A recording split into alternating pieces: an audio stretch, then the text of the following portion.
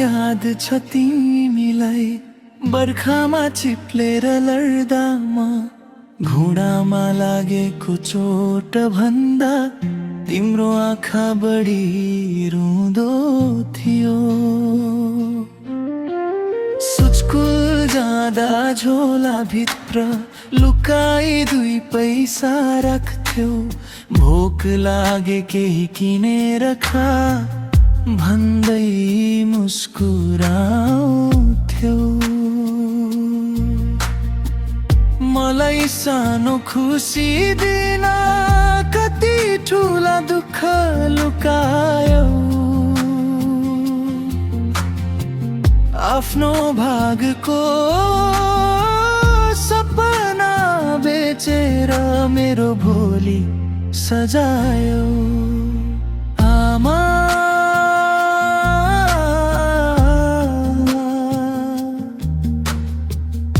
आज धेरै टाढा छु म,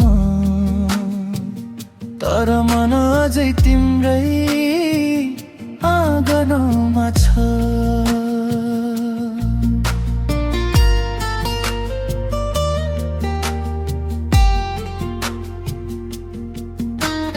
धेरै शहर देखे, धेरै मान्छे भेटे, तर खाना खायो बाबु भन्ने आवाज जस्तो कुनै माया भेटिएन। आमा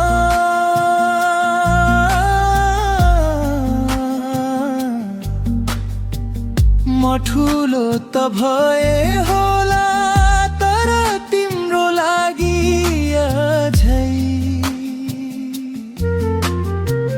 केही नङ्गो खुट्टले दौडिने सानो छोरो नै छु। दसैँको त्यो नयाँ लुगा पहिला मलाई ल्याइदिन्थ्यौ, आफ्नो पुरानो चोलो लुकाई मेरो खुसी हेरी रमाउँथ्यौ।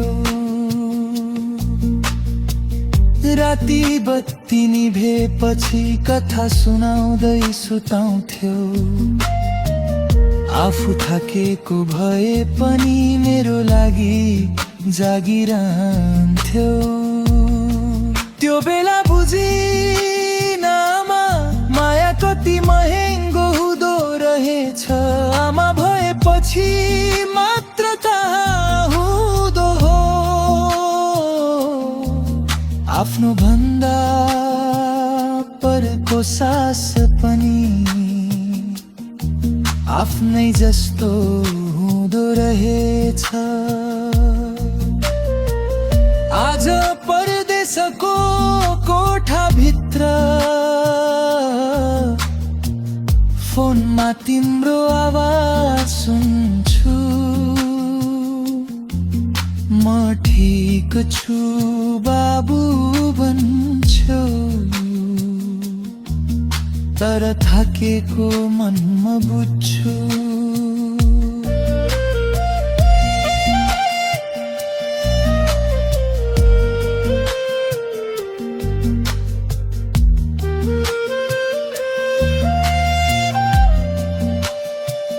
समयले तिम्रो कपालमा हिउँ जस्तो सेतो रङ्ग भरिदियो, मेरो भविष्य बनाउने क्रममा तिम्रो यौवन चोरेर लगिदियो। आमा यदि जीवन फेरि सुरु हुन्थ्यो भने फेरि तिम्रै छोरो बन्न चाहन्थे। यदि भगवानले उता मात्रै इच्छा पुरा गर भन्थे, म तिम्रा सबै दुःख आफ्नो भागमा सारिदिन भने।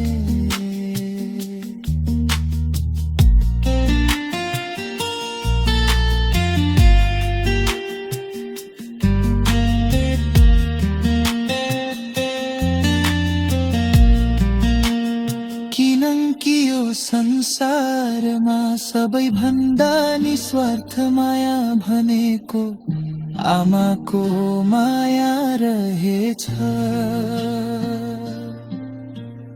एक दिन संसारले मेरो नाम बिर्सिन सक्छ, धन दौलत इज्जत सबै यतै छुट्न सक्छ।